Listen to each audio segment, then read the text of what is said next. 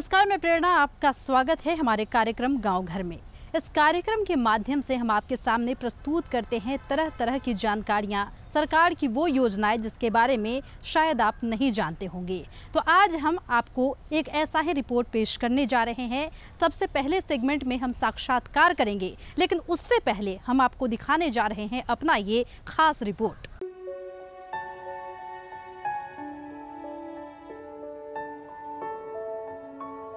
सीवान के दिलीप कुमार साहब पिछले कई सालों से आटा चक्की और तेल मिल चला रहे हैं।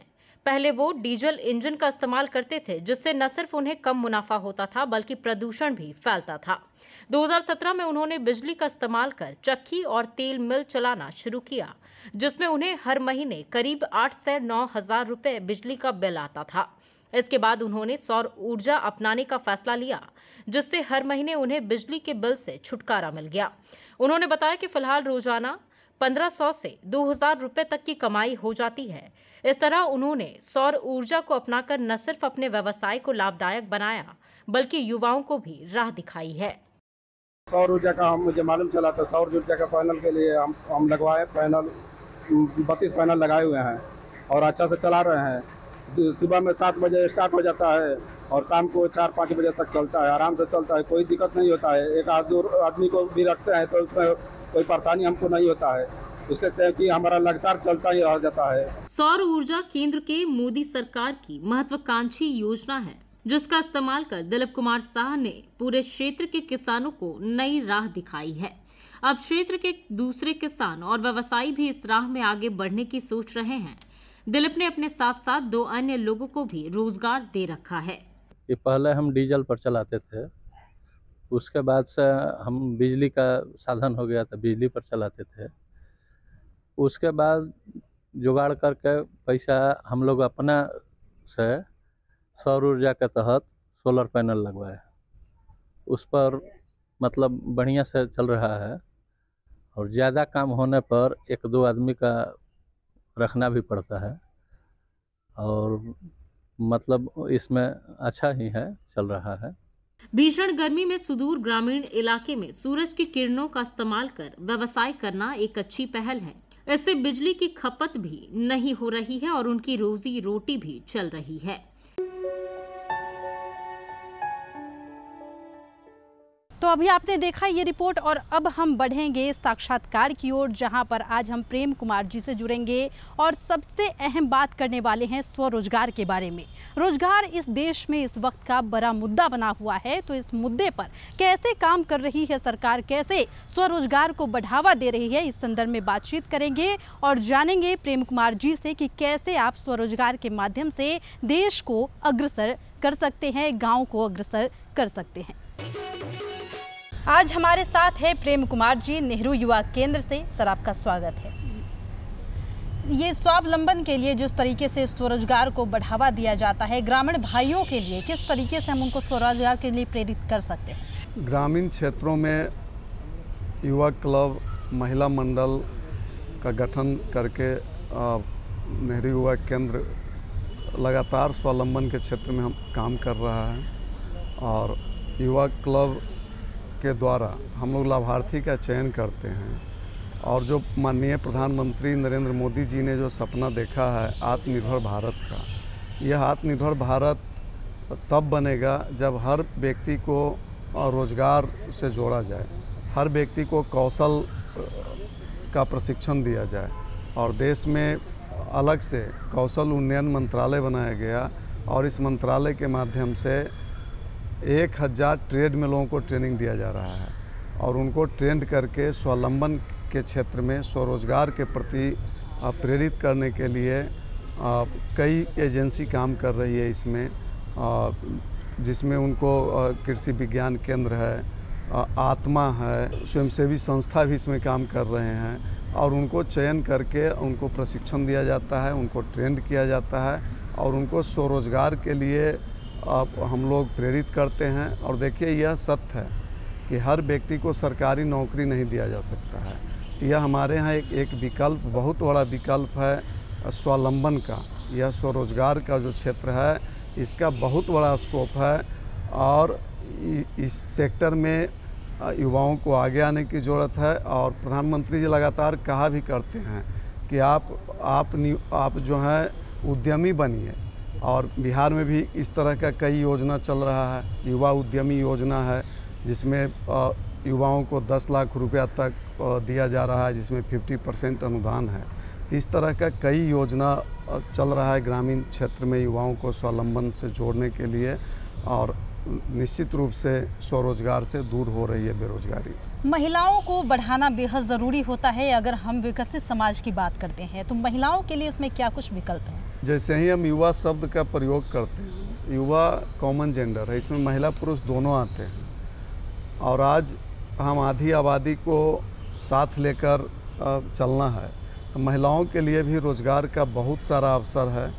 आप प्रशिक्षण ले सकते हैं, और यह प्रशिक्षण सरकार की ओर से मुफ्त हो रहा है। कौशल विकास केंद्र पर प्रशिक्षण दिया जा रहा है, जिसमें आप ब्यूटिशियन का कोर्स कर सकते हैं, आप पापड़ बनाने का, अचार बनाने का, सिलाई कढ़ाई, कसीदाकारी, जैम चैली, अब बहुत सारा ट्रेड है जिसमें आप प्रशिक्षण लेके घर पर आप रोज़गार कर सकते हैं। देखिए, महिलाओं को स्वावलंबन से जोड़ना आवश्यक है, और इस क्षेत्र में भी काम हो रहा है। जीविका के माध्यम से जो स्वयं सहायता समूह बना है, आज स्वयं सहायता समूह के महिलाएं, कई महिलाएं उद्यमी के रूप में आगे आई हैं, और ग्रामीण क्षेत्र में उनका खुद का व्यापार बढ़ रहा है। इसलिए इस रोज़गार के क्षेत्र में महिला पुरुष दोनों के लिए समान अवसर है। ज़रूरत है कि उनको उचित मार्गदर्शन मिले। उनको यह जो नौकर बनने का हमारा मानसिकता है कि हम नौकरी ही चाहते हैं, इसको मानसिकता को बदलने की ज़रूरत है, और सेल्फ एम्प्लॉयमेंट के लिए सब लोगों को आगे आना होगा। सर, अगर हम आर्थिक मदद की बात करते हैं तो आर्थिक मदद इसमें कैसे प्राप्त किया जा सकता है, चाहे वो युवा हो, जैसे आपने कहा कि युवा में महिला और ये जो भी पुरुष है सब लोग आ जाते हैं, तो आर्थिक मदद उन्हें कैसे सरकार से प्राप्त हो? देखिए, स्वावलंबन के लिए सबसे पहला ज़रूरी है कि उनको काउंसलिंग हो, उनको पहले परामर्श मिले, फिर उनको मार्गदर्शन मिले, फिर उनको प्रशिक्षण हो, फिर उनको वित्तीय सहयोग हो, फिर उसका बाज़ार का व्यवस्था हो, मार्केटिंग का व्यवस्था हो, फिर उसको हम आगे एक्सपोर्ट कराएं उस मटेरियल को। तो हमको एक ब्रॉड स्कोप के साथ, बड़ा सोच के साथ और बड़े प्लानिंग के साथ इस काम को शुरू करना है। बहुत अच्छा सवाल है आपका कि हम उसको प्रशिक्षण करा दिए, उस स्वरोजगार करना भी चाहता है और उसके पास पैसा नहीं है, कैसे करेगा? देखिए, अभी भारत सरकार का बहुत सारा कार्यक्रम चल रहा है जिसमें आपको स्वावलंबन के लिए उसको मदद किया जा रहा है, जिसमें आप आर्थिक रूप से कैसे उसको हम स्वावलंबी बनाएं, कैसे उसको हम आगे बढ़ाएं। इसमें प्रधानमंत्री रोजगार सृजन कार्यक्रम है, उसमें किसी को भी 50 लाख तक उसको आर्थिक सहयोग मिल रहा है, जिसमें वह व्यक्ति को सब्सिडी भी है। अगर वो ग्रामीण क्षेत्र में है तो उसको 35% सब्सिडी मिलेगा, शहरी क्षेत्र में है तो उसको 25% सब्सिडी मिलेगा। और इसमें सिर्फ शराब और मांस के कारोबार को छोड़कर आप कोई भी काम कर सकते हैं, और इसके लिए प्रधानमंत्री रोजगार सृजन कार्यक्रम में अब बड़े पैमाने पर लोगों को सहयोग हो रहा है। और इसका यहाँ आप डायरेक्ट KVIC में भी इसका आवेदन कर सकते हैं, नोडल एजेंसी है। आप अपना जो आपका जिला उद्योग केंद्र है, हर जिला में जो जिला उद्योग केंद्र है वहाँ भी आप आवेदन कर सकते हैं, और ऑनलाइन आवेदन है। यह बहुत बड़ा दूसरा है हमारा, कई स्टार्टअप योजना है, मुद्रा लोन है, युवा उद्यमी योजना है, ऐसा कई योजना है जिससे आपको आर्थिक मदद मिल सकता है। और भारत सरकार और बिहार सरकार लगातार युवाओं को स्वावलंबन के क्षेत्र में आगे बढ़ाने के लिए आर्थिक मदद का बड़े स्तर पर व्यवस्था कर रखा है।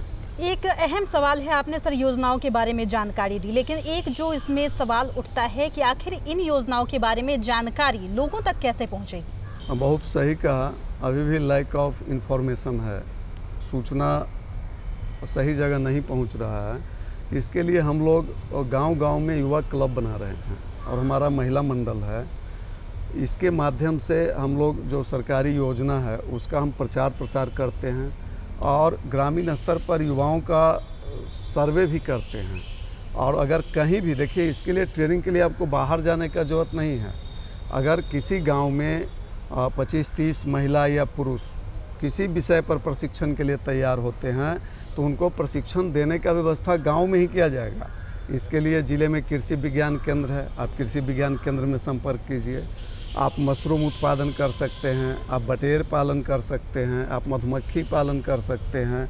इस तरह का दर्जनों ट्रेड में आपको गांव में ही प्रशिक्षण हो जाएगा। लेकिन उसके लिए आपको एक क्लस्टर बनाना है और उस क्लस्टर के माध्यम से आप प्रशिक्षण प्राप्त करें और अपने आसपास में आप पंचायत कार्यालय में जाकर जानकारी लें, अपने प्रखंड कार्यालय में जाकर जानकारी लें।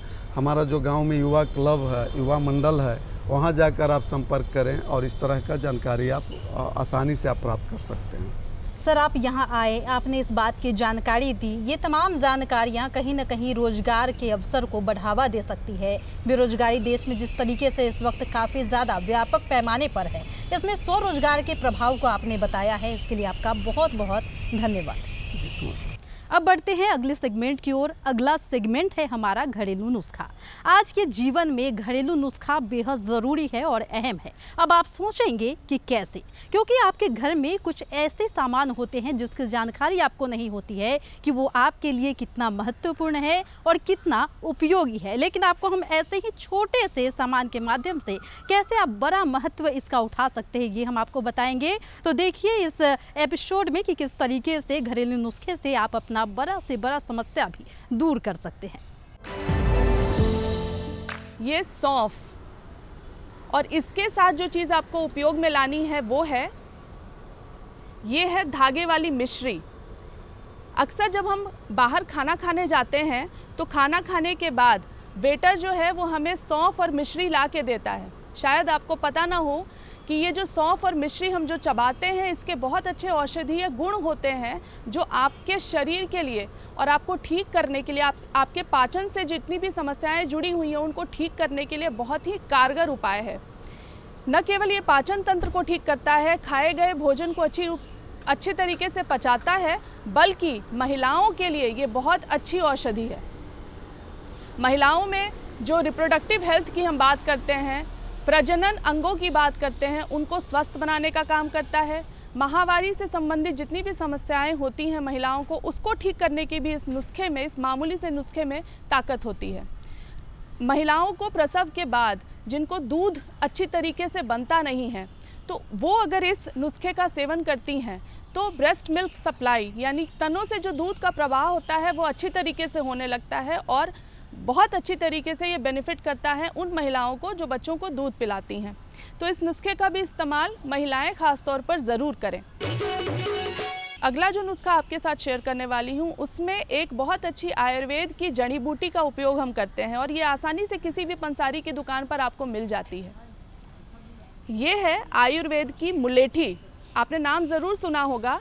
छोटे बच्चों में अगर सर्दी ज़ुकाम हो रहा है, बहुत ज़्यादा खांसी अगर बढ़ी हुई है, तो ये मुलेठी लेकर आधे इंच के टुकड़े को उन बच्चों को मुंह में लेकर चूसने के लिए दीजिएगा, तो खांसी जो है आपकी, उसमें बच्चों को आराम मिलता है।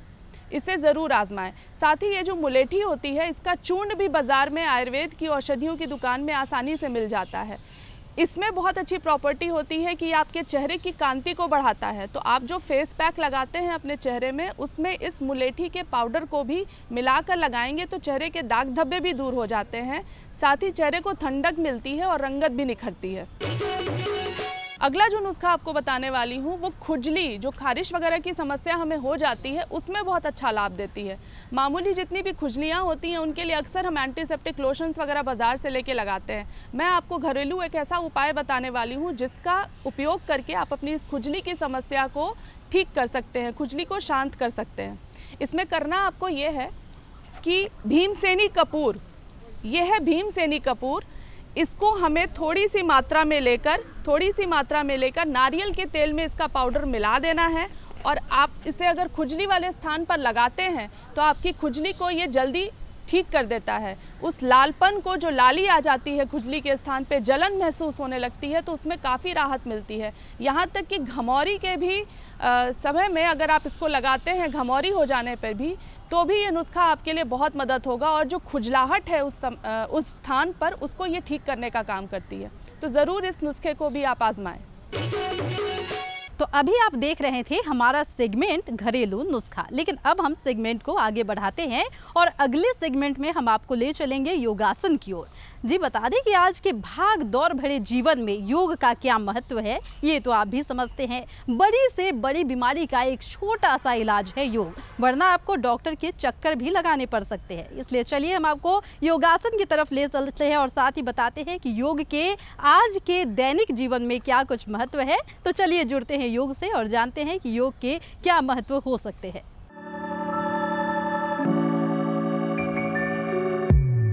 योगा हमारे जीवन में बहुत ही महत्वपूर्ण चीज़ है आज के जीवन में। ये आज के भागदौड़ भरी ज़िंदगी में योग करना बहुत ही महत्वपूर्ण है। तो चलिए कुछ आसन मैं आपको आज बताऊंगा जिससे आप अपने शरीर को बहुत स्ट्रॉन्ग रख सकते हैं, फ्लेक्सिबिलिटी रख सकते हैं, फ्लेक्सिबल रख सकते हैं अपने शरीर को, और मेंटल रिलैक्सेशन, हेल्थ वाइज बहुत ही अच्छा रख सकते हैं अपने घर में रहकर। चलिए तो बढ़ते हैं हम अपने पहले आसन की ओर। उत्कट आसन हम करेंगे जिससे आपका थाई मसल बहुत ही स्ट्रांग होता है। आज के जीवन में बहुत सारे मिड एज लोगों को या फिर घर की महिलाओं, गृहिणियों को हमारे घुटनों में बहुत दर्द होता है। घुटनों में बहुत दर्द होता है, एंकल में पेन रहता है या फिर कमर में दर्द होता है। तो उसके लिए आपको सबसे पहले अपने थाई को स्ट्रांग बनाना होगा ताकि आपके घुटने में दर्द ना रहे। तो हम इसके लिए उत्कट आसन को हम लोग प्रैक्टिस करेंगे। ठीक है, चलिए तो सबसे पहले लंबी सांस लेते हुए दोनों हाथों को शोल्डर लेवल पर स्ट्रेट लाएंगे।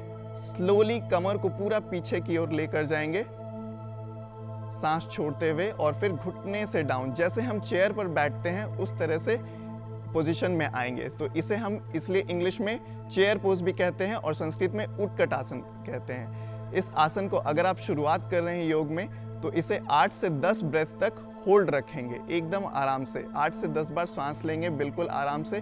उसके बाद स्लोली सांस छोड़ते हुए फर्स्ट पोजीशन में वापस आ जाएंगे। चलिए इस आसन को हम लोग एक और बार करके आपको दिखाएंगे। कंधे से सीध में अपने दोनों पैरों को रखेंगे। लंबी सांस लेते हुए दोनों हाथों को सीधा लाएंगे। सांस छोड़ते हुए कमर पूरा पीछे की ओर ले जाएंगे और घुटने से धीरे धीरे अपने पैर को डाउन, कमर पूरा पीछे की ओर। जैसे आप चेयर पर बैठते हैं आपको उसी तरह का पोजीशन बनाना है। 8 से 10 ब्रेथ तक होल्ड करना है। उसके बाद एकदम आराम से सांस छोड़ते हुए फर्स्ट पोजीशन में डाउन। हैंड्स को रिलैक्स पोजीशन में रखेंगे, रिलैक्स। हमारा अगला आसन है गरुड़ आसन। गरुड़ आसन आपके शोल्डर्स को फ्लेक्सिबल बनाता है। जिन्हें भी फ्रोजन शोल्डर, जिनका कंधा बहुत ही ज़्यादा लॉक रहता है, जाम रहता है, उनको उसमें बहुत आराम देता है, फ्री करता है। जिनकी जांघें, कमर बहुत ज़्यादा लॉक रहते हैं, उनको भी फ्री करता है और आपके स्पाइन को स्ट्रेच देता है। आपके थाई मसल को भी स्ट्रॉन्ग बनाता है गरुड़ आसन, जिसे हम इंग्लिश में ईगल पोज कहते हैं। तो चलिए सबसे पहले लंबी सांस लेते हुए शोल्डर लेवल पर हाथ को स्ट्रेट लाएंगे। फिर राइट हैंड को डाउन, लेफ्ट हैंड को अप, रोटेट करेंगे क्लॉकवाइज। प्रणाम आसन बनाएंगे अपनी नाक के सामने, बिल्कुल अपने नाक के सामने बनाएंगे, क्योंकि अगर आपके आंख के सामने अगर आपका हाथ आएगा तो आपका विजन ब्लॉक हो जाएगा, जिसके कारण आप प्रॉपर्ली बैलेंस नहीं कर पाएंगे। उसके बाद आराम से दोनों घुटने को हल्का सा डाउन बेंड करेंगे। फिर राइट लेग उठाकर लेफ्ट नी पर रखने का पहले प्रयास करेंगे एकदम आराम से। पहले इस पोजीशन में आपको बैलेंस करना है। अगर आप प्रॉपर्ली बैलेंस कर लेते हैं तो अपने एंकल को अपने काफ मसल के पीछे से लॉक करने की कोशिश करेंगे बैलेंस करते हुए। पोस्चर में 8 से 10 ब्रीदिंग तक होल्ड करेंगे। अपने स्पाइन पर ध्यान देंगे कि आपका स्पाइन आगे की ओर झुका ना हो। स्पाइन को स्लोली स्ट्रेट करेंगे एकदम आराम से। 8 से 10 ब्रेथ तक रुकने के बाद एकदम आराम से रिलीज करेंगे दोनों हाथों को। आसन के बीच में हमेशा ध्यान दें कि आप लंबी गहरी सांस लेते रहें। समय हो चला है आपसे विदा लेने का। मिलते हैं आपसे अगले एपिसोड में। तो अभी आपने हमारा योग का सेगमेंट देखा, थक तो ज़रूर गए होंगे। तो चलिए आपको एक बार फिर से लेकर चलते हैं आनंद की ओर। जी हाँ, हम आपके सामने प्रस्तुत करने जा रहे हैं एक छोटा सा लोकगीत।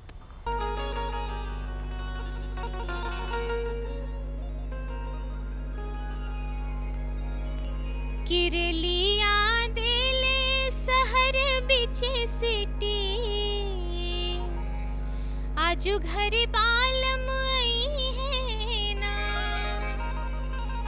रेलिया दिल सहर बिचे सिटी आजू घर बालम आई है ना। रेलिया दिल सहर बिचे सिटी आजू घर बालम आई है ना। बालम आई है ना रे सखिया, बालम आई है ना। बालम आई है ना सखिया, बालम आई है ना। किरलिया दिले हो, किरलिया दिले सहर बिचे सिटी आजू घर बालम आई है ना। रेलिया दिले सहर बिचे सिटी आजू घर बालम आई है ना।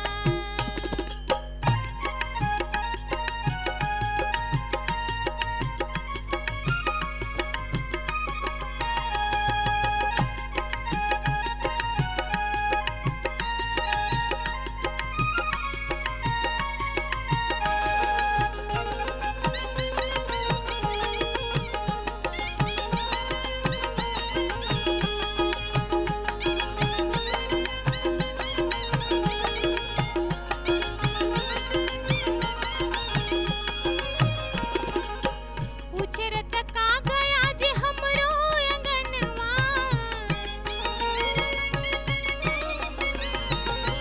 खनकी के शोर करे हाथ के कंगनवा।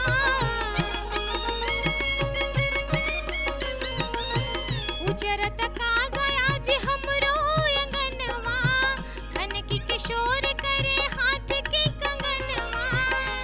कि कबले छछनत दिनवा बीती आजू घर बालम आई है ना। कबले छछनत दिनवा बीती आजू घर बालम आई है ना। तो आज के गांव घर में हमने आपको कई सेगमेंट्स की जानकारी दी, जिस सेगमेंट में हमने आपको लोकगीत भी सुनाया, घरेलू नुस्खे के बारे में भी जानकारी दी और योग का क्या कुछ महत्व है ये भी बताया। तो आज के इस कार्यक्रम में बस इतना ही, फिर हम आपसे मिलेंगे अगले कार्यक्रम में। तब तक के लिए दीजिए मुझे इजाज़त। नमस्कार।